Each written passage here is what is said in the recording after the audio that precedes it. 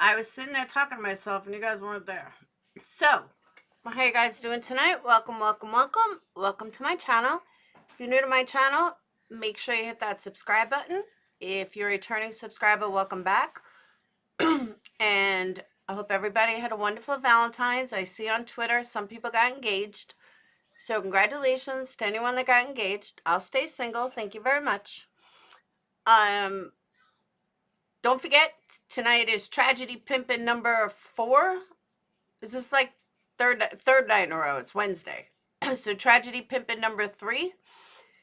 Third night in a row. Woo woo. And yeah.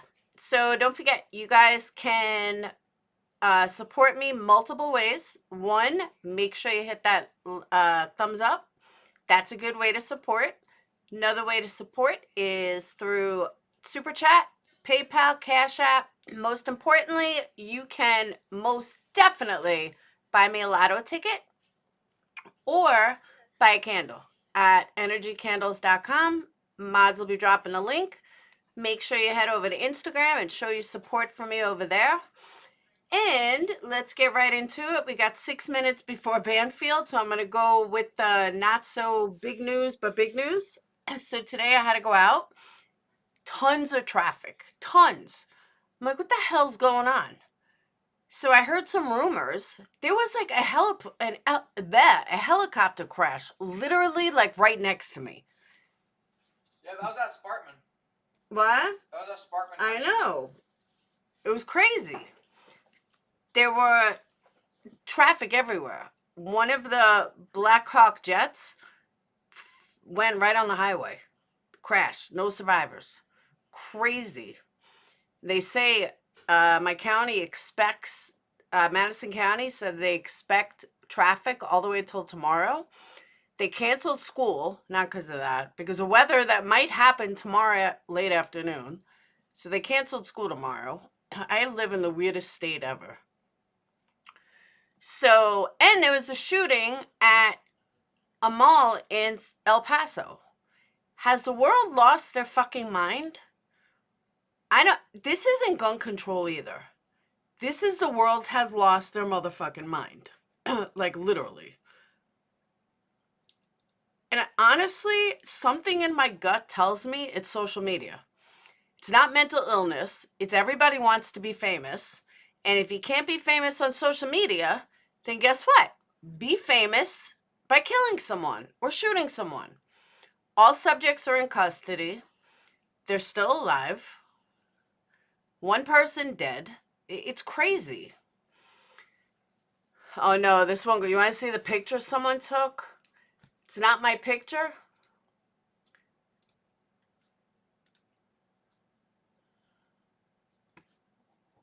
But check this out. This is like right on the freaking highway.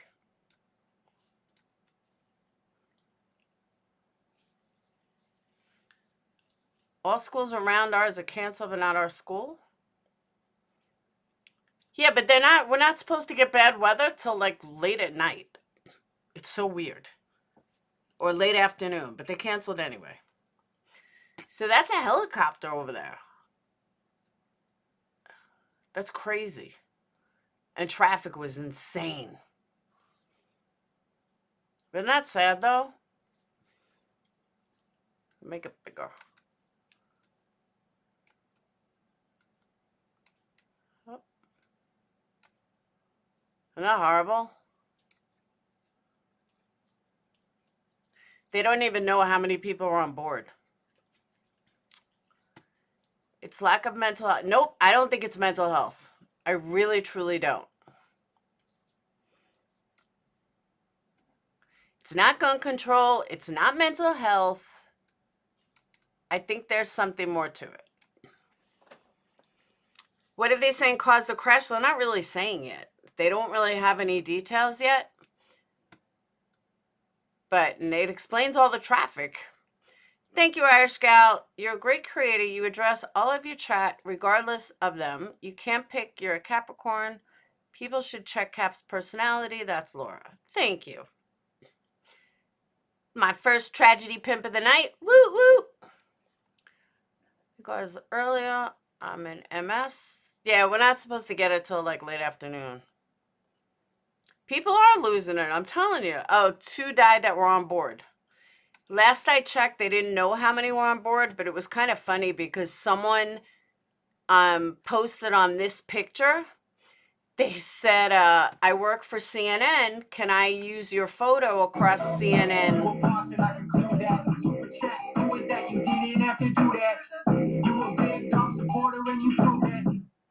Someone said, I work at CNN. Is this your image? Can CNN use your image on all CNN media worldwide in perpetuality along with affiliate distribution? Thank you. So someone wrote pay up. And I thought to myself, yeah, why should CNN get a free fucking picture? They wouldn't give one. Pay up. Crazy. I meant regardless of a person donating. What do you mean?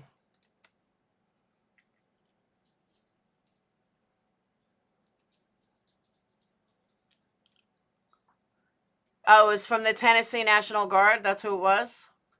So what were they doing over here? Going to the Arsenal? I think folks watch what is going on. They smash and they grabs in California and New York and thinking they're going to get away with it. No, I don't think they're going to get away with it. I really don't. What's sad too is that there was a 16-year-old transgender girl, a TikToker from the UK, who was brutally stabbed and murdered by 2 15-year-olds. Yep, you heard that right. 2 15-year-olds. Horrible. Well, this is my News Nation. Oh, regardless of them donating, you interact all chat. That is true. But that's going to stop soon. Soon I got a tragedy pimp like everyone else. Where did the nation go? I lost it. Bye, Grace.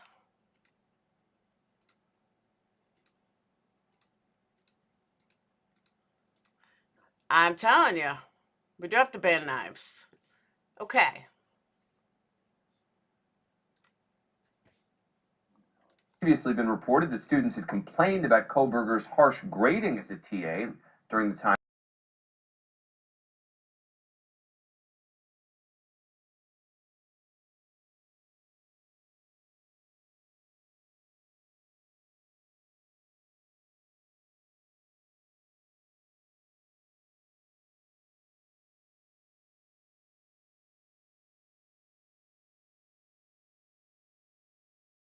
Dan Abrams, you're about 3 weeks too late.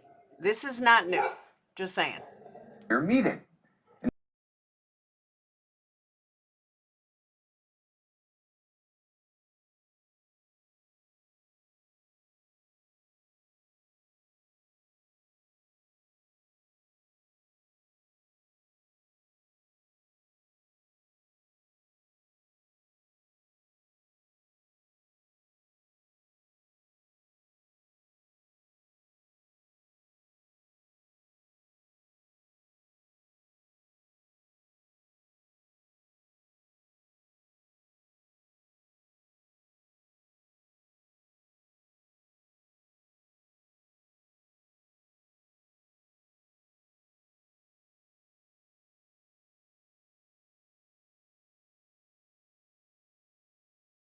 These 2 tracks of problems that were going on.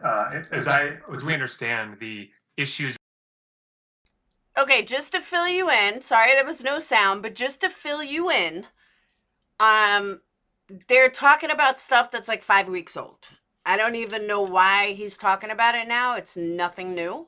Problems that he had with his professors and other superiors there, including 2 altercations. We had been told from a couple of sources familiar with what was going on that these were verbal altercations with a professor, and that sort of a standard of behavior of being a professional in the workplace was the kind of thing they were considering at that end of the year meeting in deciding whether to cut his funding and eliminate him as a teaching assistant. You know, considering how scrutinized this case has been, I'm sort of stunned that a lot of this information is only coming out now. Was it tough information to uncover? Can you talk at all about how you were able to get it? Yeah, it's been tough to get to. The university has not given any indication that this kind of thing was going on behind the scenes. Their statements were essentially that he finished out his semester there in December and they helped law enforcement search his office at the time of his arrest. And other than that, they haven't discussed it. Their position right now is that federal privacy law essentially prohibits them from talking about the details of his time at WSU. Even though, he was a teaching assistant, he was in a position of leading some of these students. And so we're hoping to get more records eventually under that premise that he was effectively working there. Any other suggestion that there may be other troubling behavior that Kohberger exhibited at the school? You talked a little bit about it. There were a lot of concerns among students about the type of grading he was doing, how harsh he was. And then there was the aspects of concerns about women, including we heard. Okay, I'm not trying to be an asshole, but who fucking cares? He's in jail. Why does it matter anymore? About a woman he had followed her to her car, and that had raised some concerns about the conduct around women in the classroom. And then that issue of just how he was responding to these concerns among his professor, with his professor. They had done some counseling, a meeting with him just about 11 days before the killing. They had a meeting with him to discuss some sort of improvement plan, a way to get him back on track. And by their account in these records, that did not go so well. There was another altercation even after that meeting, which was, again, contributed to their idea that this was time to get rid of him. Fascinating stuff. Mike Baker, thank you very much for coming on the show. Appreciate it. That does it for us tonight. Banfield starts.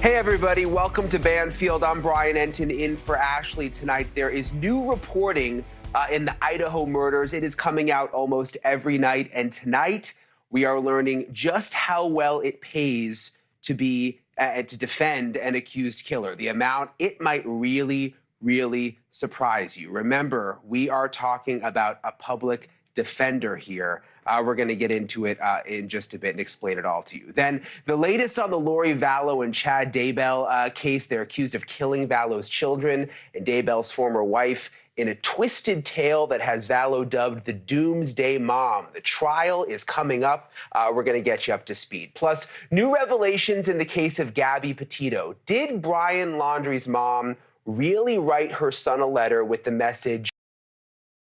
Okay, I can answer all of these except for Doomsday because I don't follow that one. But I can tell you all about the Gabby Petito one. Burn after reading.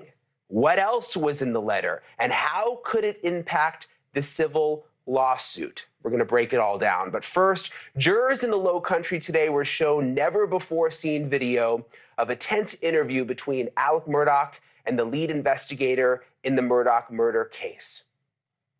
It took place in August 2021, 2 months after the murders, and Murdoch was asked point blank whether he killed his wife and son. And it's an interview Murdoch did voluntarily. His lawyer at the time was present and was there. Take a look at this.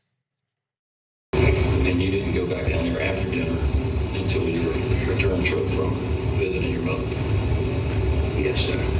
This is the Snapchat video that I'm talking about from Paul's phone. Just kind of bring it back here. Okay, I tell you what. Yeah, we were laughing about that because he's laughing because I've gone to great lengths to try to. That tree got knocked over, and I've gone to great lengths to try to get it to, be upright. Okay. And was that night? Because the friends that we talked to said it was posted that night.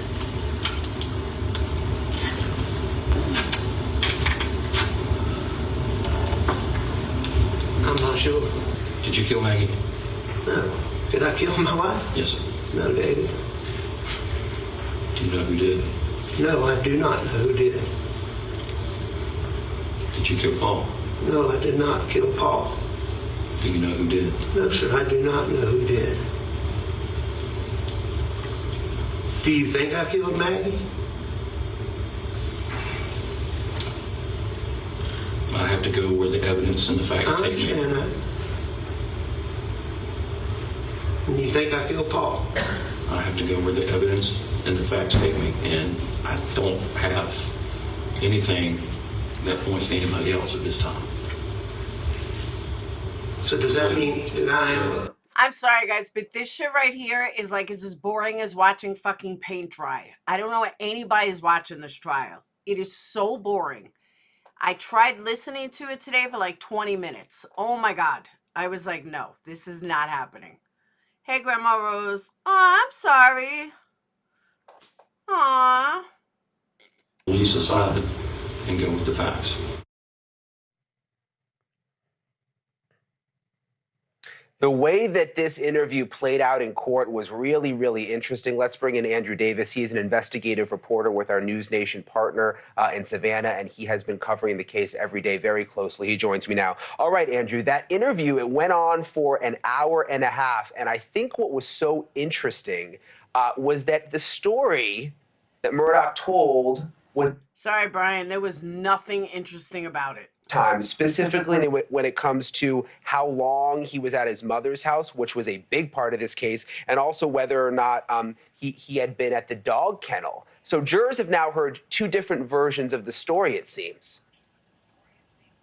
Well, they've heard three, really, when you look at it, too, Brian, because he started out with that initial sort of interview or talk with the first investigator on the scene. Then he did an interview that night in the car, and then this one, which was 2 months later. So you're looking at a lot of things, and really, if you play the words, time has not been on Alec Murdaugh's side so far. He's told different stories about how long he was at his mom's house. He's saying in this video as much as an hour to an hour and a half. Meanwhile, they're saying he was actually there only 20 to 30 minutes if it matched the timeline. We've got two different videos, including the Snapchat video they talked about, which place him at the house in the area at least an hour and then only 5 minutes before basically the shootings happen. The Snapchat video they're talking about, he's wearing completely different clothes than when investigators arrive on the scene. His only answer for that was simply, well, then I must have changed somewhere. And his answer to the timeline questions so far have been, me too, Bushit. Me too. It's insane. I was sitting in all that traffic today.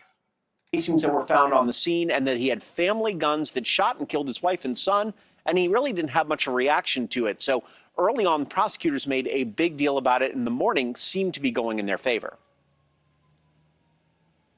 Yeah, that's what I was just going to get to. I was watching this play out in court. For real, like even watching this, I'm yawning.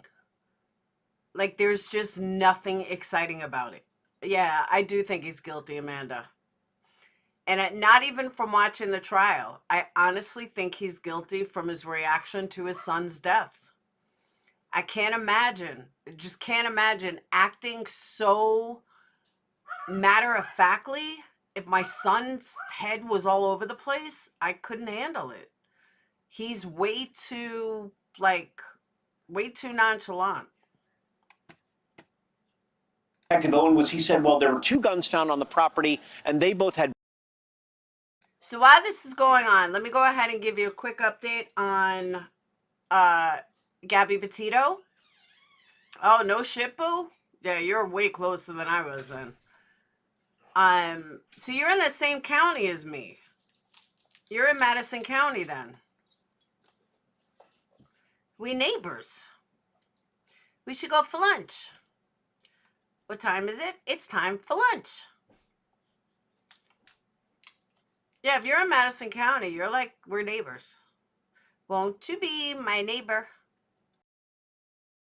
They got there to actually search it. So in the end, the defense absolutely eviscerated much of what went on in the morning, and prosecutors were left somewhat scrambling to figure out how do we get the jury back on our side and understand what's going on. In addition to that, they brought up new, completely different information about the Walterboro Cowboys, who are a local gang, and how that Alec Murdoch was spending $50,000 a week on drugs through our guy, Eddie Smith, Curtis Eddie Smith, and the gang suddenly told me. Whoa, my son just said that the helicopter was stolen. It was someone knew that what they were doing, broke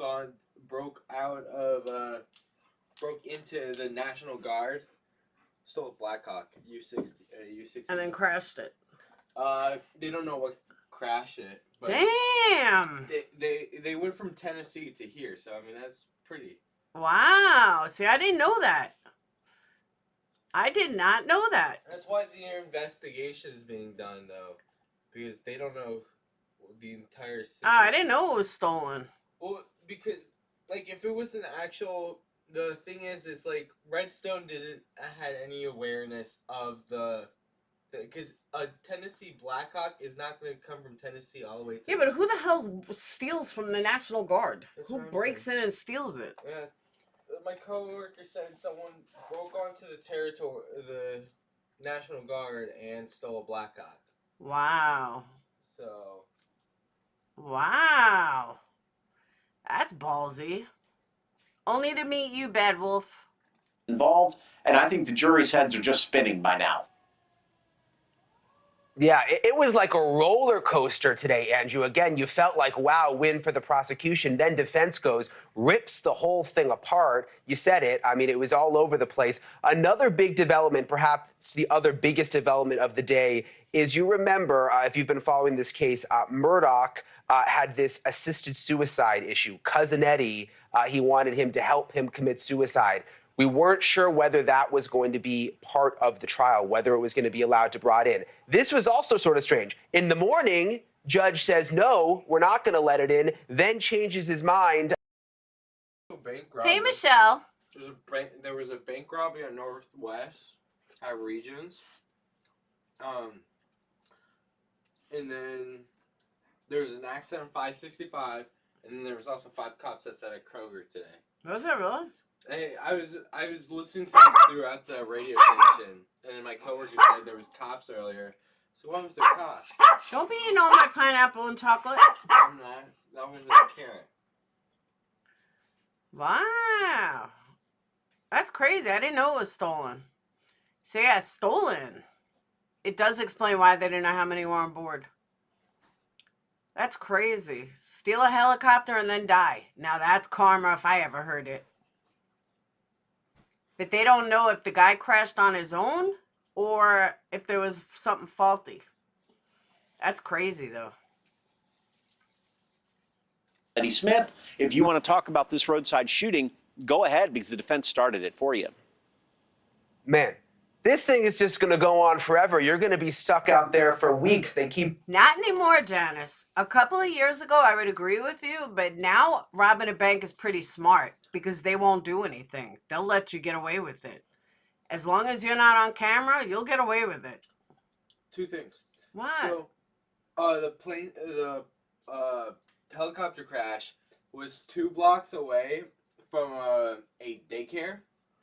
And so my coworker is telling me that her nephews or her nephew. All right, whoever. Okay, well, the teacher watched the thing. They heard the thing coming down, and they stood outside and watched it crash and roll. Crazy. Are you the one who is redoing my dryer? What? Are you the one who's doing laundry? Like, Yeah, I had to rewash all that stuff. rewash it or, I had to rewash it. or redry it? I had to rewash it because it was sitting in the dryer too long. Why was it in the... It smelled, so I had to rewash it. Okay, what about the clothes that were in the washer? Those were the ones that were in the dryer that I had to rewash. You have to make sure that all clothes are 100% completely dry before you take them out. They can't be a little damp. They will smell like mildew. The ones with shoes in it. The ones with the slippers. What about? Those went back into the wash. Okay, that load went... So what happened to the wash that was... It's in the dryer. Okay, so where's the wash? All right, can I talk to you later? So is the wash that... Just do laundry. That's it. It doesn't matter. Just do laundry. I put that stuff in this morning. I had no time to check back. All right, well... Children. They do stink, so I tell them. He's being open and honest. I mean, he could have just said no, but he's talking every single time. I mean, could it end up helping him? I mean, it could. Some jurors could perceive it that way, and that's the trick box you're in every time in a circumstance like this. To not cooperate is to fuel the suspicion with the investigators that you had something to do with it. Of course, that suspicion is already there. You're a person of interest when you're the one who calls 911 and your immediate next of kin. So that was a given. But yes, I could see where some people on the jury would see this as someone who's being very forthright with nothing to hide. The problem in the state's case so far is I like to say there's too many dots, not enough lines. And if you're pushing all of this off to the end to connect those dots, for a jury who's been there for 18 trial days now without notes, it's a lot to push to the end and to connect up in one closing argument. I think you make a really, really good point, because even someone who's been following this, it's hard to follow. There's so many twists and turns, and you have to wonder what the jury is thinking. We'll see when closing arguments happen, if they're able to connect it all, when they happen. I mean, at this point, it's like it feels like this thing is going to go on forever. Ronnie Richter, thank you so much for joining us tonight. We really appreciate your time. Thank you. Okay, let's move on to Idaho now. Ashley so Banfield's cute. exclusive reports, they have helped shed light on the murders of those 4 university students. And now we are learning new I'm sorry, but he's just so cute. Hey, Debbie. Hey, Heather. accused killer and his public defender. Local TV station KREM is reporting that Kootenai County has agreed to pay Ann Taylor $200 per hour, $200 an hour for a 40-hour work week. It's clear that is going to add up very, very fast. We'll break it down for you. $8,000 a week. That is more than $380,000 a year. And again, she is a public defender. This could go on for a while. Joining me now with some thoughts about. Okay, $200 an hour is cheap as fuck. Mine, former FBI agent who's been following this case very, very closely. All right, Jennifer, let's start with this this new development today of what the public defender is getting paid. I saw you just tweeted about it. What do you make of it? I was very surprised, and let me tell you why. She's a government county employee. I can tell you that the law enforcement officers that were investigating that case, those 60 FBI agents, the state detectives, their salaries did not get doubled because they were working a quadruple homicide. I've been trying to research. It's been a short period of time that I've known about this. I've never known of something like this to happen with a public defender, to have their salary increased. Her previous salary was noted as $119,000 to $172,000, probably dependent on overtime figured into that. And now she could be making about $384,000, and that is without overtime. And her co-counsel making $180 an hour for 40 hours. So this is big, Brian. It's a lot of money, and I don't understand how they can do it. Yeah, you make a good point. I hadn't thought about that. The detectives don't get paid more money or anything like that. But I will say we have to remember this is a death penalty case. It takes a lot of expertise. It's a difficult case. I called a few friends of mine who were in the field before this, right when we found out. They weren't terribly surprised. They said they would have thought the number may have been closer to $100 an hour. But certainly when you add it all up, and $384,000 a year, I think that came as a surprise to a lot of us. Okay, let's move on. Ashley Banfield has had a lot of exclusive reporting over the last week or so. Last night, really a big development with what she reported about the 911 call. She says that according to her sources, it was Ethan's best friend who made the call from Dylan's phone. You'll remember that was the morning after the murders. We didn't know who made the phone call. Now, according to the sources, it was Ethan's best friend. Why do you think that's important, and how do you think that sort of fits into what we already knew, Jennifer? Well, of course, this was information that was kind of dribbling through social media very early on, and now we have a source also reporting it. You know, it's going to be important, Brian, to know who all was there. Law enforcement obviously already does know. But all these details are going to become very important to the timeline and to also who was in that crime scene right after those murders were committed and before law enforcement was there. Yeah, and we've got the gag order now, which explains why a lot of people are not talking. But it also sort of makes sense why so many of these people involved weren't talking even before the gag order. We didn't realize at the time, but a lot of them apparently are witnesses in the case. Absolutely. They're witnesses, and they're important witnesses. And it's important that they're not out in the public talking. It can really taint their testimony later on if they even make one statement that doesn't seem to go with another statement. That's a defense counsel's dream and a prosecution's nightmare. So when we had the affidavit, Jennifer, there was the line about Dylan being frozen in fear. That, you know, when all of this was happening, she saw a man walk by in a mask and was frozen in fear. And there was a lot of confusion about what took so long to make the 911 call. But when you piece together some of Ashley's reporting, her reporting is now indicating that Dylan didn't necessarily know that something bad was going on upstairs, that there were just noises, that, you know, it was a party house. It may have been something else going on. And perhaps that's why she didn't initially call, and then now we know that it was Ethan's best friend who used her phone to make the call and made the discovery. How do you think all of those new tidbits fit into the timeline? Does it make sense to you? Well, the bedrock of this case in terms of what we have in the public as far as facts is that probable cause affidavit. That's the cornerstone of the case as we know it right now factually. If you look at that, there were 3 different times she opened that door. And so these statements that are being made by the source certainly make sense with her first time she opened the door, where she talks about hearing possibly Kaylee playing with Murphy. And possibly there could be more that was stated. Remember, Brian, in these interviews and the interview of Dylan Mortensen, it is going to be pages long, possibly hours long of recorded interview time. So the PCA just has a small snippet of what was said. So I think both statements can be true. But the bottom line is, I do believe she was frozen. She was terrified when she saw that figure in her doorway. Yeah, it's a good point that she opened the door several different times and may have had a different reaction each time.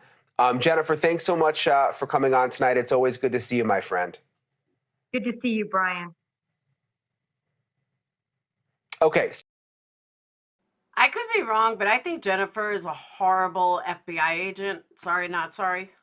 I honestly and truly do. I have not found anything she said to be ever, like, to be anything of substance. Everything she says is stuff like I already know, and I've never worked for the FBI. I don't know. I just don't find her to be very credible. Maybe that's just me. I know Tyler would hate me saying that, but I just don't find anything she says worth a fuck. It's just my opinion.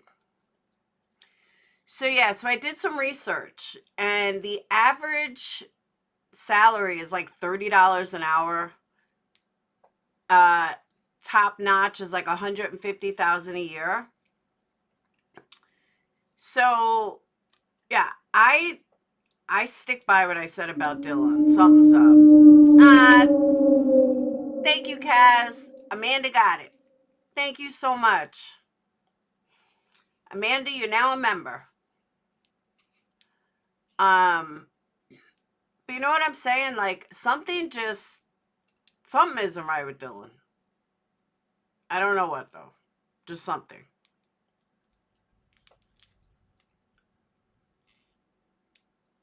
But, yeah. I don't know. I just feel like they're not, I don't know, like they're playing on stuff that really doesn't matter kind of thing. Hey, Aussie. Like they're making it out like exclusive with the 911 call. Who cares? Like, I don't think it's that big of a production deal. I really don't. And they're making it out like it's something so unbelievable. So let me tell you what's going on with Gabby Petito, though. So Gabby Petito's parents are on a warpath. They're on an absolute warpath. They are determined to make the laundries at fault. So this letter they're pursuing that they wanted in discovery, they're stating that they absolutely must have it. And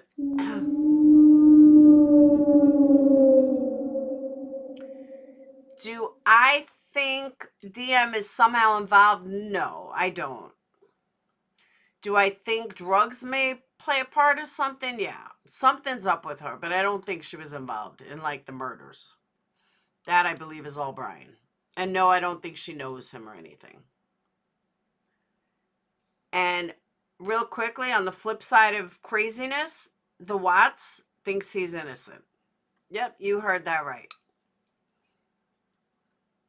The whole world has lost their motherfucking minds. But no, I don't think Dylan knew her or anything. I mean, I don't think Brian knew her or anything. I just think they're all fucking crazy.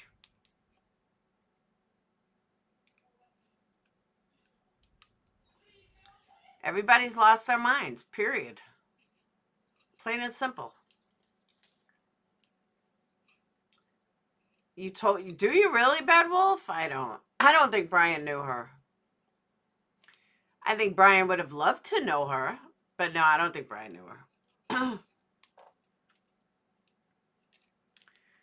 But something isn't right with her. I just don't know what it is.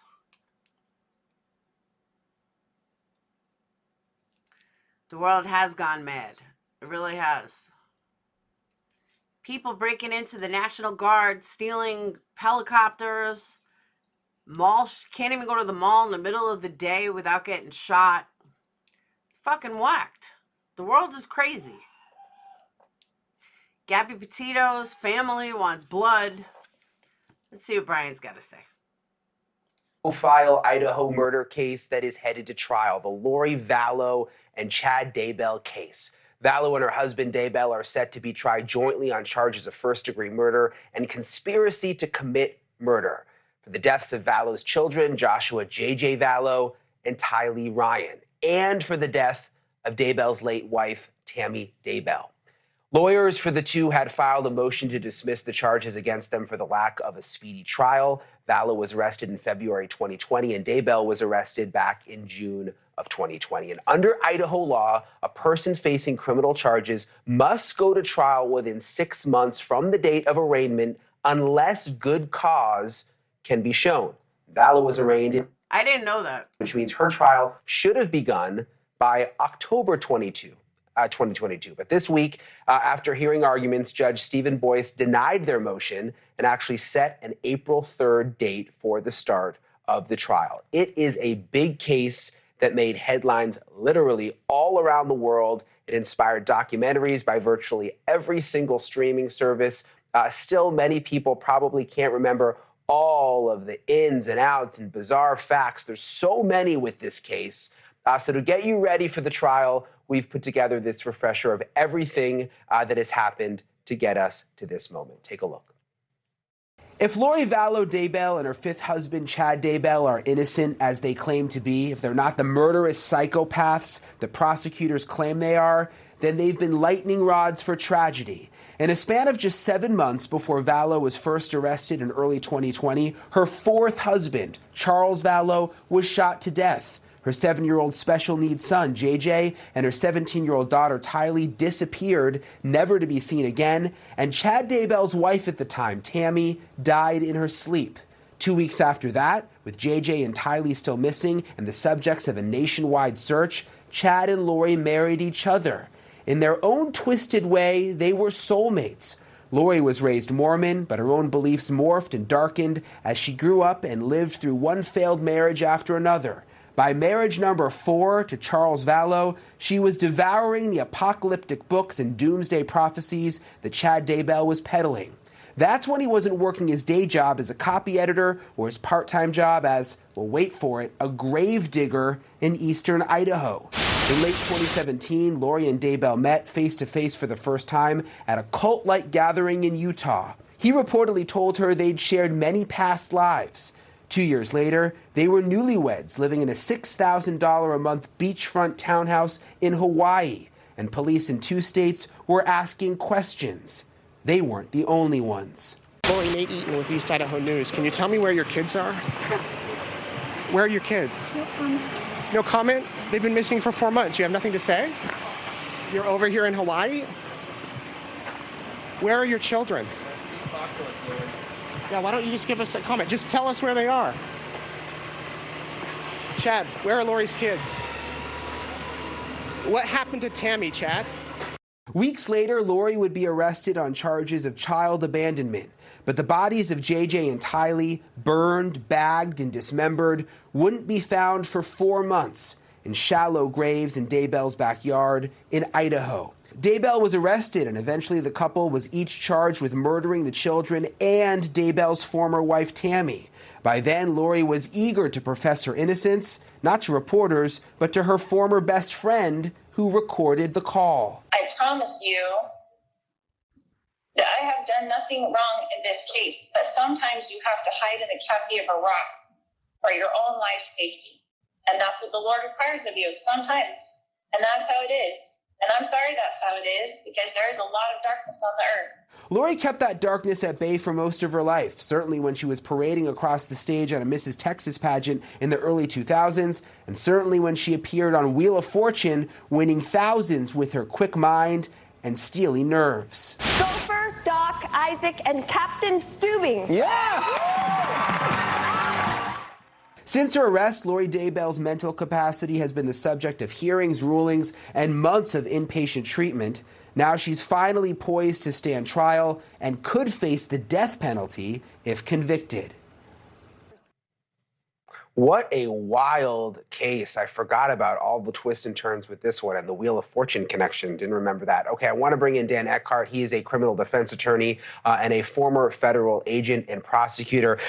Dan, what do you make, because this is really the latest big development, that the judge decided to deny the motion to dismiss? I mean, when I first read about it, it seemed like a stretch to me that they were actually going to throw this whole thing out. But did it surprise you?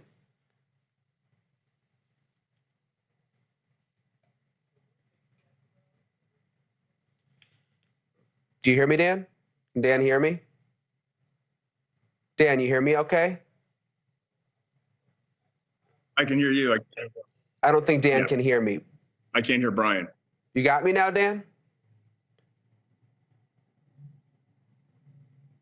Okay, we don't have Dan, but what I was asking about was essentially the defense in this case was asking for the entire trial to be thrown out because they didn't do the timely trial in time, and it was just wild. Hopefully, we'll get Dan back. We can ask him about that because that's the whole reason that this whole thing is moving forward now. And again, I'm glad we had that refresher that they put together today. Good job with the producers with that, because this is going to be wild come April. I mean, if you haven't followed this case in the past, it's going to be a wild ride, and this is all going to start in April. Okay, hopefully we'll get Dan back. If not, we'll talk to him soon. We'll be right back after this. He does, though. He has kissable lips. You just look at his lips, you're like, you would be a good kisser. Or it kind of looks like you'd be a good kisser. So yeah, hopefully the Daybell case is more exciting than the other case. I used to follow the case. Like, I started following it, and then I got bored. I get bored really easily. And it just went, like, so many different directions. He does like boy lips. I could be a boy for him. Now, he looks short, though. I think he's short.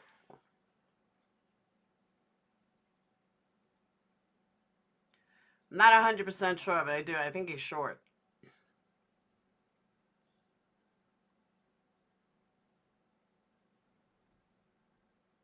You hear the weather outside? I'm going to get off after Banfield because the weather sucks. And I got more wax melts to make. Larry Bell's brother did stand-up comedy. Oh, did he?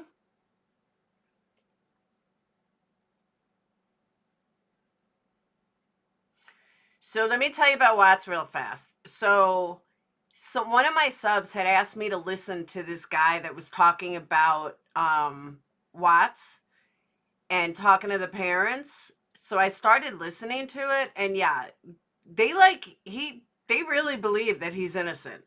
They even talked about him putting the girls into the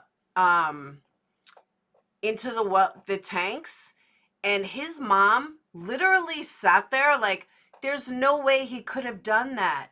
That would be impossible. Well, how fucking else did they get there, you dumb fuck? Oh, they must have gone in a different way. There's no way he could have possibly done that. Yeah, there is, because he did it and he fucking admitted it. People are so dumb. Like, really dumb. I love you too, Stoned. I just don't understand people. Like, I understand that's your son and you don't want to admit what he did, but come on now. How could you not? How could you think otherwise? He's totally guilty. Nobody comes up with that out of nowhere. They don't just make that up. And if you do, then you're a bigger idiot than I ever thought you would to begin with.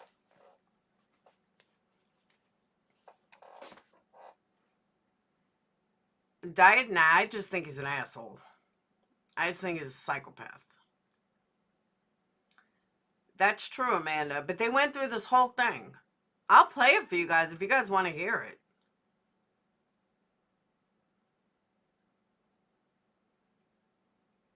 I mean, it's crazy. I'm like, are these people fucking insane? Like, literally, are they insane?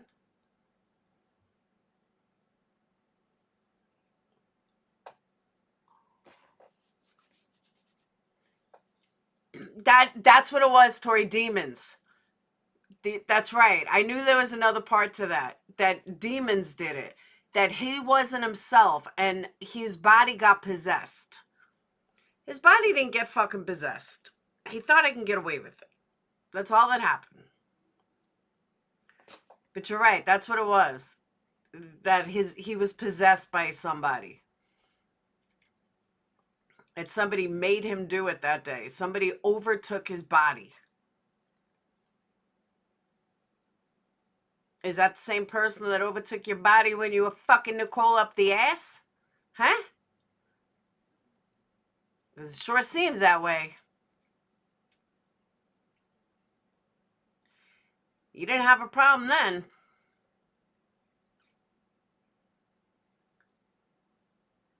You only have a problem when you got caught. That's when you got a problem.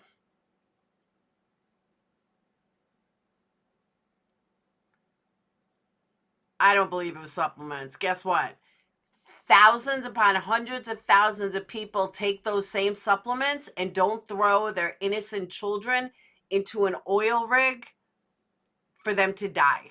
Or, you know, in the oil rig, whatever. The Petitos, they want it released. The Laundries, they don't. The letter allegedly includes a shocking offer from Roberta Laundrie to lend her son a shovel and mentions burying a body. That's according to Pat Riley, an attorney for the Petitos. Riley says it was discovered in a backpack next to Laundrie's bodies, separate from the notebook confession that was the confession to Petito's murder. Riley says the letter had damning language, alluding to his mother helping him, quote, get out of prison and some other things. The envelope containing the letter allegedly read, burn after reading. Riley described the letter to us in an interview last June. He says the Laundries still have the letter. Take a look at this. So a letter from Roberta to Brian to assist her son, assist him to do what? Let me back up and say there's no date on the letter. But it would appear that the letter was written between the time that Gabby was murdered and Brian committed suicide. there's scenarios presented by Roberta in that letter of, for example, if you go to jail, I'll bake a cake and I'll put a knife in it or a saw in it. There was also something referenced in that letter about Gabby, and I'd rather not go any further. That at this point, the letter will speak for itself, and I don't want to paraphrase incorrectly what the letter said. Okay, the Laundries maintain that the letter was written long before the murder. Their defense attorney, Steve Bertolino, says it is irrelevant to the lawsuit and that they should not have to hand it over. That interview that you saw there, that was from last year, and now even more information about the letters come out in court, and if the letter is released, what it does mean to the civil suit and what it could lead to criminal charges. Is it possible? Is any of that possible? Joining me now to unpack it all. All right, let me say this, and I mean this. If you look at a test, all right, Charlie, if you're testing something and something is, it happens to one person, but 100,000 other people, it's safe, the FDA will approve it. You can't take one person and say that it's, it was because of this, because that's just, if it was multiple people with the same reaction, then yes. But one person, no. It had nothing to do with that. That's an excuse. The man is just sick, plain and simple. He's a sick motherfucker who, forget what he did to Shanann. He can do whatever he wants to Shanann. I'm not going to judge him for what he did to Shanann. But what he did to those children is not only unforgivable, but unthinkable. He threw his kids in an oil bin, hoping that their skin would get so put off that nobody would find them alive. The man is disgusting. He's a sick fuck who deserves what he gets in prison. Plain and simple. Did I get package earlier? What? Did I get package earlier? Yeah, it's on the dresser. Dresser. And by your room. You were sleeping when I brought it in. He didn't lose weight. He just got in shape.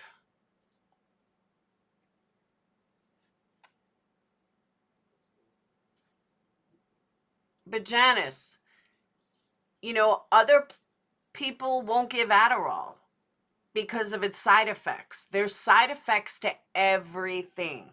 Everything. There's side effects to.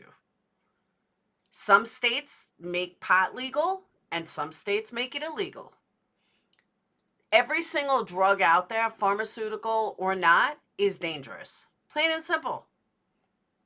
Any way you look at it, look at the side effects of any single drug. You can say they're dangerous. Every single one of them. Even aspirin is dangerous. So, no, you can't use that as an excuse. Dan. Yes. 2B's covered with. All right, you guys want to hear this Chris Watts thing? I'll play it before I get off. Hold on.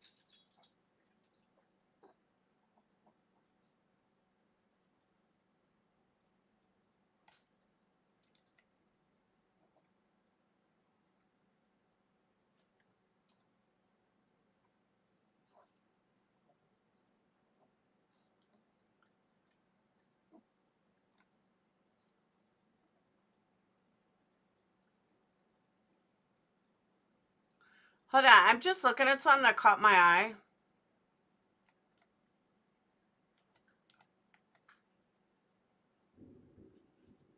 Oh, you hear that thunder?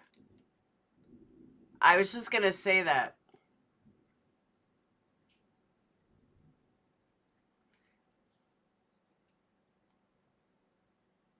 They're like his best friend or something. Hold on.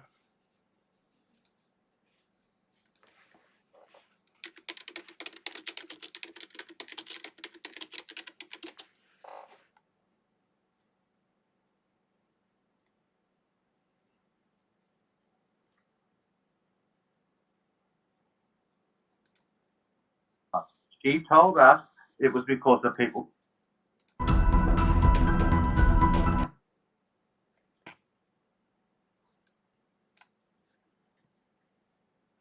Every single drug happens to affect people differently, but I still love you. I know, but you can't blame it on the drug. Lots of people take that drug and don't kill someone. And I'm sorry, there's just no excuse at all. You want answers? I think I'm entitled. You want answers? I want the truth! You can't handle the truth!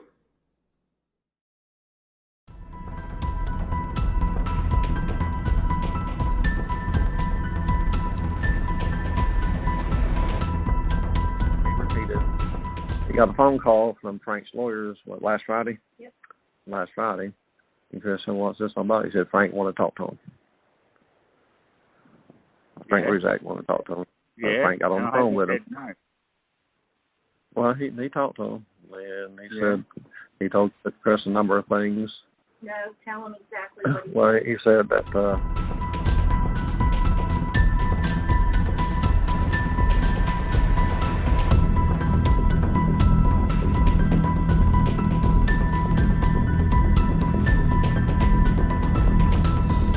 Oh my God. And, yep. Oh my God. And Oh, that ain't all of it. Hang on. It isn't all of it. Ain't all of it, but he said.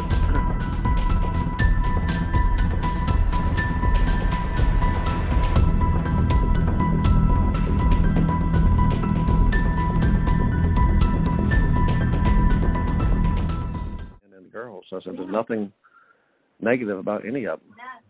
No, nothing. And he was trying to say, Frank said that Chris will always have a place in his heart. They know how to get to him. They know how to get to him. They know how to get to him. Manipulating him. Will do this, but it's not just that. It's that they called him to manipulate him because they know he wants to do right by them. He wants to, and even said God's prayers were answered. You know, that Frank called and said, I have a place in his heart. And I'm thinking, oh my gosh. Yeah, this is why Frankie's in the dark. I mean, I'm sorry. I mean, he's in the dark about it all, and he's the one that's actually being used by Sandy, you know, to be the voice of the family because he's more believable.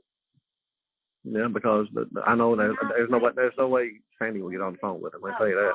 There ain't no way in hell Sandy will get on the phone with him. No. No. Never. Not a chance in the world. Well, just like I told Chris, I said the only thing Dave is doing, he's not blowing up the Ruzaks about this, that, or the other. I said he's just looking for answers, Chris. I said the name of his channel is Seeking the Truth with Dave. Yep. Ronnie defended you. I defended you. All the way Thank through you. everything. Thank you. Yeah.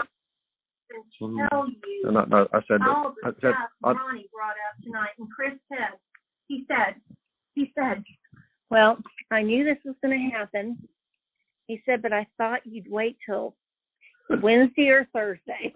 He said, I didn't know you were going to bring everything up tonight, and we did. We brought everything to him, everything. Really? Everything, and he's the what?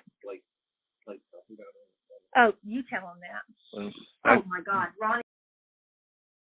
But unfortunately, you didn't bring his kids to him because he fucking killed them. So you didn't bring him everything. Just saying. You were dramatic. Well, I wasn't dramatic. You were dramatic. Well, I might have been. He was sitting there, he just got finished eating, and I got a paper plate because once he sits down, he can't get up. He can't look at the food. He's not allowed to move once he sits down. And the food stuff was right behind us, and I got him the food. And he was eating the cheeseburger and stuff. When he was done, I walked back over there and got another plate, and I just threw it down on the table in front of him. And I said, "See that right there, Chris?" I put my hand across it like I did that plate at the house. I said, "That's an 8-inch plate." Pretty much. I said, it might be maybe a little bit smaller, but it's pretty much an 8-inch plate. I said, "You look at that, and you tell me how them girls went down that." He just sat there and stared at it. I said, "Them girls did not go down through them hatches, Chris." Like I don't believe I don't believe the measurement. Well, you take somebody that's alive and kicking and squeezing and turning the body this way and trying to get arms and everything. Yes, that's possible, maybe. But I think that was... Question. Do all these people sound like they're on meth, or is it me? Because to me, they sound like they're all on meth. Just saying. I was over 8 inches, and I remember the way I looked at it. But, yeah, you cannot take a dead body, I don't mean to say it that way, and try to force it down through that without having marks all over them and cuts all over them and everything. And probably all kinds of wounds all over. There's no way, because if you look at the picture of the hatch, it's even got part of the opening is not not as wide. It's not as wide when you get those to go in. It had part of the edge that was not cut out right. It was, it was less than 8 inches. You could do it. And I said, "There's no way in." He said, and I said, "Let me answer this." Okay, so if they went through the side, well, he said that one tank had like 7 or 8 foot of, oil and stuff in it. I said, "Yeah." So that if they have to take off the sides. So Johnny, who's that talking? Is that the father talking, or is that Dave talking? Because I can't tell who's talking. Exactly, Charlie. I was going to get to that in a second. That's why I was wondering who's the person actually talking. I mean, the oil's going to come out of it. Somebody would have to clean that up. I said, "What about the water tank to come out there?" Yeah. And I said, "What about Troy coming out there again Tuesday just to look around? What about him saying that Chris might have buried evidence at 1029? He just was sitting there and looked at me." I said, "Chris, there's a hell of a lot of shit you don't know." And what Frank said, you got to stop telling, you've got to stop them from all your coworkers being. Okay, and I saw this. No, it's not fast forwarded. Who are these people? I know that's Nicole, but who are the rest of these people? Who's CM? Who's KR? Who's TM, LE, and MP? Who are they?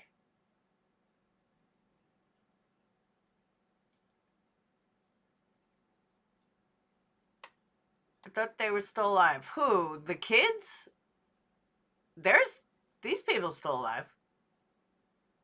But can anyone tell me who these people are? Being talked about over the internet. You need to stop. Yeah. Yes. Oh, Dave, this is just for your ears now. We can't. Yeah, I know it's hard. At least not for now. Not for now, anyway. Till No. Let us get. I mean, that's just day one. We started 10 more days ago. Yeah, this is just it. And Ronnie kept going with the questions and the questions and the questions and the questions. And Chris said, all I can do is remember what I remember. He said, I wish I could. Remember. He said, I really do. And I believe him that I think I believe him that. And he kept asking him, I said, "You tell up in case phone ping, her being outside your house." I said, "The girls won't fit through there." I said, your personal phone was there. Your work phone didn't show up until 2 hours later. I said, there's no steps climbing any stairs on either one of your phones. Yeah, I said, how does any of this make sense, Chris? I said, none of it lines up with the story you told them. It's like a blank. No, exactly. Like the story he told them in Wisconsin, right, is that... I said, did they coerce you or try to make you change your answers or anything? Or Okay, it's not rocket science. Nobody coerced him. How do I know? Because we watched it all on video. They didn't cut anything. We watched the entire thing on fucking video. Nobody coerced him into anything. He openly admitted it. He said they're trained to do that. They said if they don't get the right answer, they ask the question in a different way till they get what they want. He said they're trained to do that. He said, of course they did. He said, of course they did. They did. They hear what they wanted to hear. They changed the question. You know, if he said it wasn't, you know, exactly what. And it must be nice to be able to go visit your son, because Shanann's parents, the only place they get to visit is a cemetery. So I hope you guys really enjoy the fact that you can see your wimpy ass son who pussied out of a trial so he wouldn't get the same sentence that he gave to Shanann and her children. This case infuriates me, if you can't tell. We probably saw on. I've never listened to that interview. No, I listened to part of it. I couldn't listen anymore. I asked him. I said, "Can you tell me what you were thinking?" He said, "Mom," he said, I said, "How did you think that you were going to get away with it?" He said, "I wasn't." He said, "We were talking. She was telling me I would never see my kids again." He said, "It felt," and this is his words, "it felt like an entity came into his body." He said, how can I not explain no marks on me, no marks on Shanann? How can I explain this? He said, something else was there. And that, Chris thinks it's an entity. I said, well, I think it was something else, Chris. Somebody else was there, but he's not thinking in those terms. I said, and I even asked him, I said, you told me she was out there. And he said, here, go on. I said, I don't remember.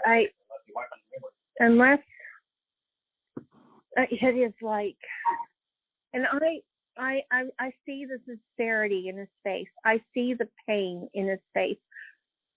I see that he believes he is supposed to be there, and he has accepted. Cindy, what you're seeing is bad jail food and probably the ghosts that haunt him every day. There is no pain. He should have thought of this pain when he was killing his children and his wife, because I bet they've certainly felt pain. I mean, I saw it. He said he's not, you know, he tried to tell them that Troy McCoy, Cody Roberts, Nicole Kessinger threw you under the bus for Chad McNeil and Melissa Parrish. They all changed their, right, Chad and Melissa changed their story, okay, to match Troy. Okay, in regards to talking about the baggy clothes and the boots. They actually called in after Troy had altered his statement and talked about the baggy boots, the boots and the baggy clothes. Yeah. Troy got to them.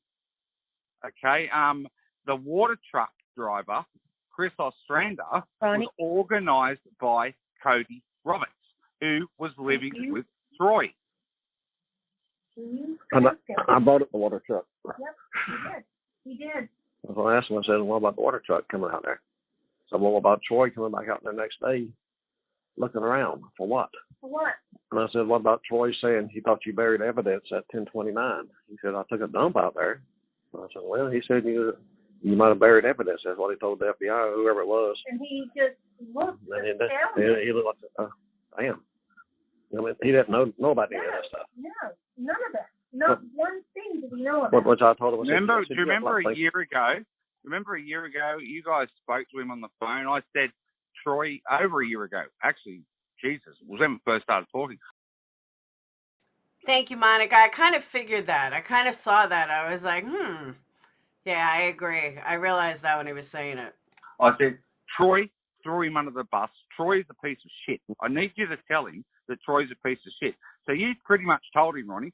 Dave says Troy is an absolute piece of shit, and Chris said, no, he's a really good guy. Do you remember he said that to you? I remember that, Yeah. Well, he said Troy's a really, really good guy. And now, the way you've explained it to him, Chris is realizing Troy is not a good guy. No. Yeah. No, but Frank is making Chris. He said, "Oh, I heard you found God in prison. Yeah. I'm so proud of you." But the He is wait a manipulating minute. The thing is, this too much of a coincidence that he talked to him Friday and we're here this week. Did you tell him also that he told Chris? Let me see. He told Chris, "Yeah, I do have. I did cover up the girls. You know, Wait a minute. The thing is, this too much of a coincidence that he talked to him Friday and we're here this week. Did you tell him also that he told Chris? Let me see. He told Chris, "Yeah, I do have. I did cover up the girls. You know, the grave site because I knew Dave was coming." Oh, my God. Yeah, he thought we were going to do a video, a documentary or something. So he did cover it up for you. And he also said that they put cameras up. He's explaining the cameras to Chris because they were doing seances out there and taking pictures. Taking pictures and then go back and doctor them up. And then was taking pictures of the gravesite and then go back doctoring them up, putting like the girls hanging up there and all this type of shit. I said, I've never seen anything like that nowhere. Yeah, another story. One was, okay, you got to remember, what were we told by Kim Stout? What did she? No parent should ever have to bury their daughter and 2 granddaughters at one gravestone. No parent should ever have to do that. But Shanann's parents did. She told us it was because of people camping. Now, Frank Sr. is now talking about seances. What's the story? You know what I mean? Like, this is... Oh. We had a very interesting day there, Dave. Dave. It was so interesting. Right, you're going to have to ask. Ronnie, you're breaking up. What now? A very hard question that you're going to have to ask is ask him where he went after the party. Well, I brought that up too. I said some people say the girls were dead Sunday night. That you killed them or they died Sunday night before Shan even got home. And he's still saying that he said one thing that was kind of strange. He don't remember, as far as Shanann saying, he will never see the girls again that night when she got home, or if it was that right before she left to go to Arizona. Yeah, he said that. Have you seen that? No, he said I told her in that conversation I was seeing somebody else. Yeah. And she said, I knew it. You will never see your girls ever again. Right. Can I just add something that I said originally and I'll say it again? Every single parent, every single mom who's been cheated on says that. It's not true, but they still say it. I don't know any scorned woman that hasn't said it, including myself. I said it multiple times. Was it true? No. Did I say it? Absolutely. Yeah. He said he didn't even sleep with her. Yeah. When she got home, he went to the basement. He didn't sleep with her. According to everything that Chris said, that they had sex, in his interview, he said it didn't happen. He said when they got home from North Carolina, he couldn't sleep with her. Well, he said in that interview in Wisconsin they had sex that night when she got home from Arizona. Yeah, well, I don't think he did either. But that sex, he was having sex with NK downstairs in the basement. Yeah. Not Shanann. I gave him a lot to think about tonight. Oh, You're yeah. a good man. Well, He was wore out. he was wore out. He was. After Ronnie got finished with him, I mean, and I. Of course he was wore out. He was fucking 2 different women at the same time. That's tiring. Living double life. Bullshit. What are you stuck on? You asked him a few things. I did. I asked him a lot. I just said, I don't understand. How in the world could you murder your daughters? How in the world could you murder your wife? I said, why didn't you just divorce her? Yep. He said, I ask myself that all the time. He said, but I knew. He said, I wasn't myself. He said, you have to. No, he didn't say you have to. He just said, I took so much from Shanann. You know what's sad? I would never, ever be asking about my ex-daughter-in-law. I'd want to know why he did what he did to his children. Forget Shanann. How could you do that to your own kids? That's where my thoughts would be. For 8 years. And he said the verbal abuse and the mental abuse was more than, he said, all of a sudden. The mental abuse did not cause you to kill your children. So try again there, Chris. Not buying it. He said, I just snapped. I don't know. He said, he said, I wish I could turn back time. And he said, but I wasn't the person I am right now. I wasn't the person I was before I met her. This was 8 years, and he just said he snapped. He just did. I said, because But how could you remember he snapped? So this is the problem, Cindy. Mama, he didn't snap because his kids were allegedly, by his own story, his kids were still alive. He took them in a car with a dead woman, their dead mother, his own story, that he took them in the car. He was alive. They were alive. And he killed them one by one. While one of them said, Daddy, are you going to do to me what you did to her? His story sticks in my mind like more than most stories, just because of how sick and fucking twisted it was. I can't even comprehend. Like, I just remember every detail. And Chris, you're an asshole. You're a sick fuck. Mom, you raised a psychopath. And normally I don't raise the parents, but I do blame you. Because you and your husband are aiding and abetting this fucking psychopath instead of telling it how it is. You want to be in denial? No, I don't think so. Fuck that. No, but how can he remember he snaps, but he can't remember doing it? He remembers he snaps, but can't remember doing it. An entity took over him. Nothing makes sense with what he said. Of course. I see what you're saying. Oh, yeah, but you, I can't understand it. No, I can't. I mean, I really can't. I mean, I've tried to understand. Oh, believe me, we're right there with you. None of us can understand how you can stick up for him. Just own it, own what he did, and move on. Find peace in that. I've never been to that point of where I felt like I wanted to kill anyone. I think since we need to focus, and both of you need to focus on the girls, more so than Shanann. All right? Because, look, there's every chance he killed his wife or played a role in killing his wife.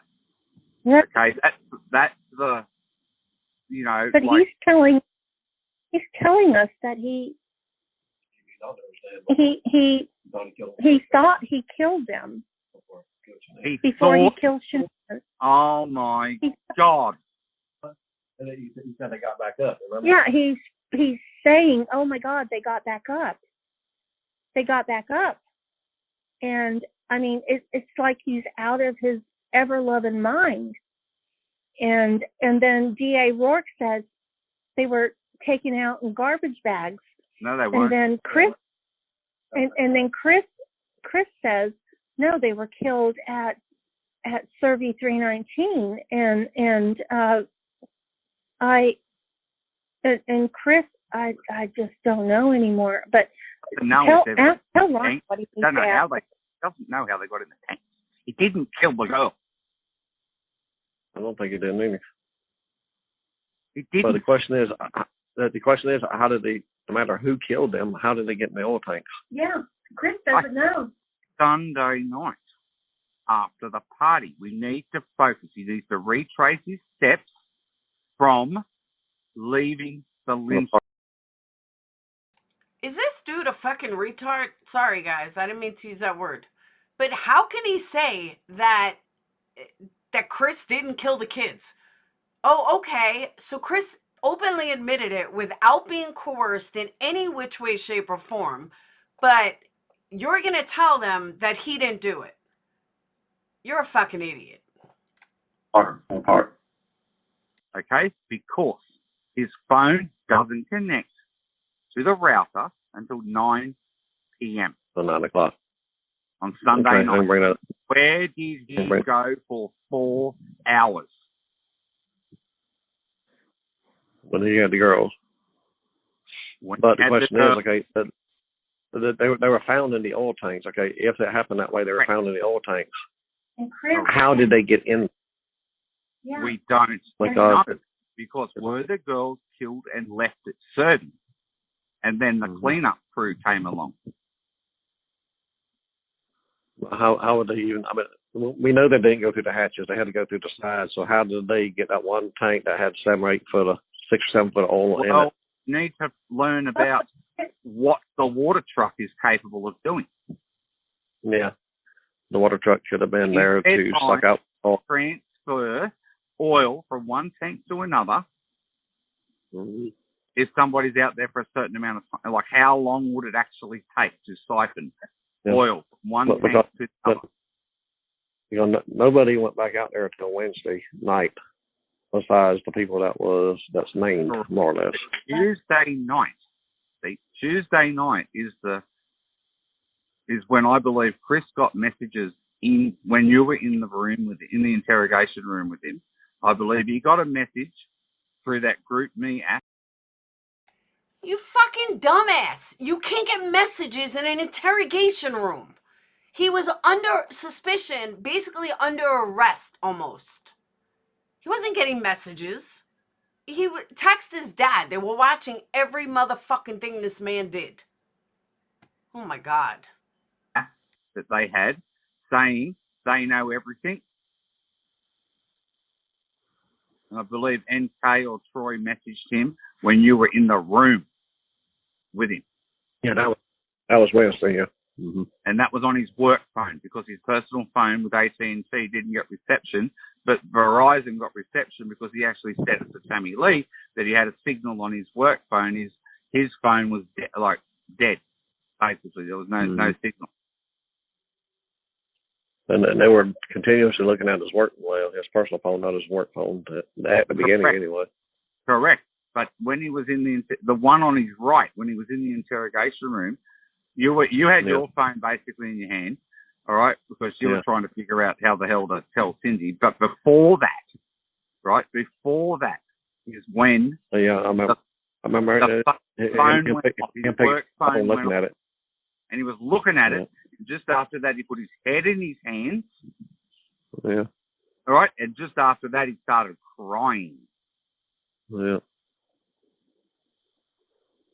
I think we're getting somewhere with this. We just have to keep going in the right. Ronnie, proud of you both. That's what I said. And I said, as far as Dave, he's just looking for the truth. He's not looking to bash anybody or anything else. He's just trying to find the damn truth, whatever it is.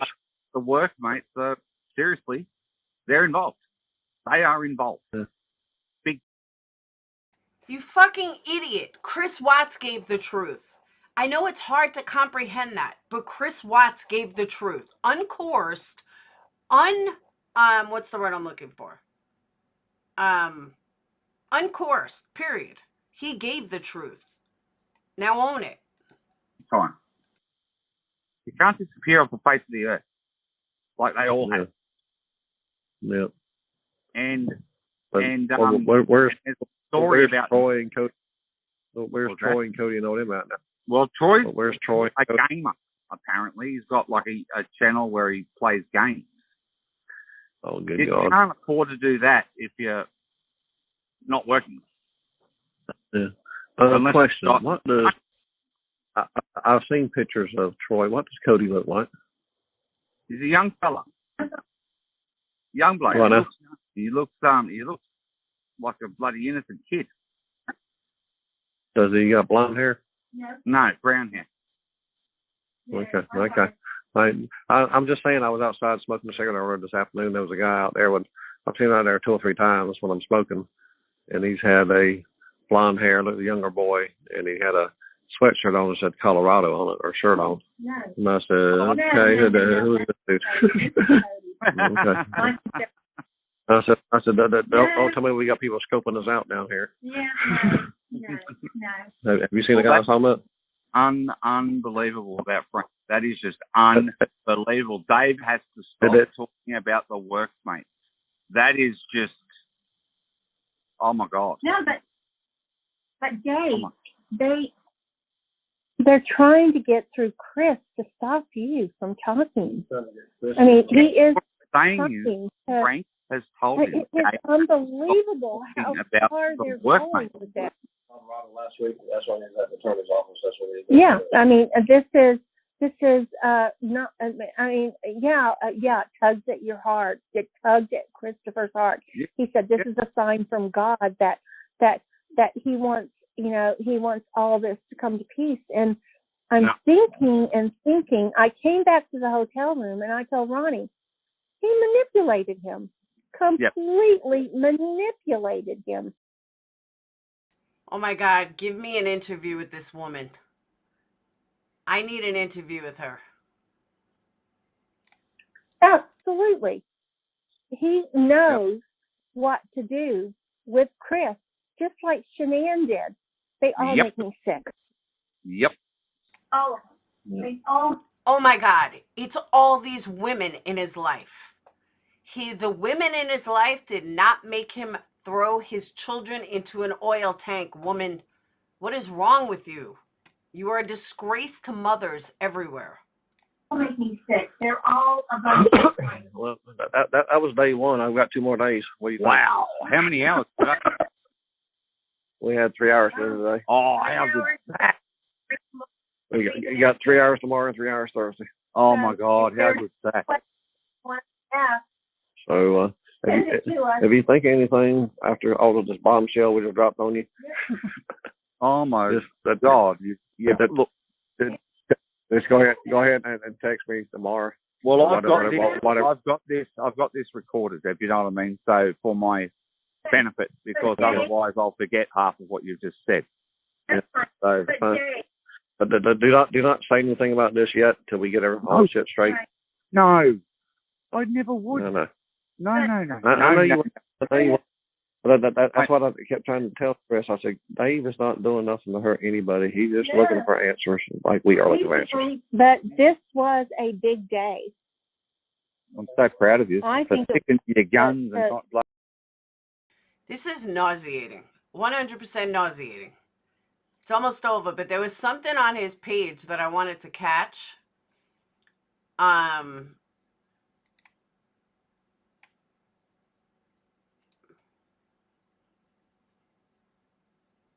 I saw it on the home page. Where'd it go?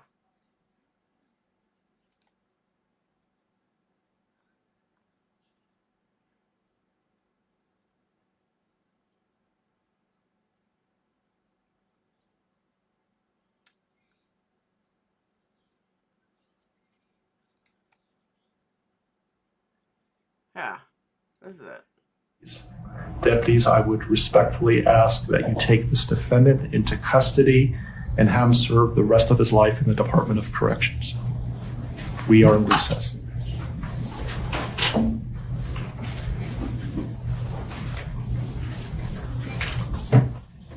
He's guilty of something. What charges, that's yet to be determined, in my mind anyway. I mean, he's where he's supposed to be right now until it can be proved different to me. Well, I've accepted that Chris is in prison. And he's not getting out. And I know he's not getting out. We both know that. He's going to spend the rest of his life in prison. But as far as guilt, he's guilty of something, but I don't know what he is guilty of. What extent of the charges, we don't know. Right. Deputies, I would. I'm sorry. She's still in denial. Your son is guilty of murdering his daughter. I mean, his wife and his kids. Plain and simple. There's no question about it. You guys are disgusting. Oh, Frank hates me, Charlie. Hates me. I went after him with his GoFundMe.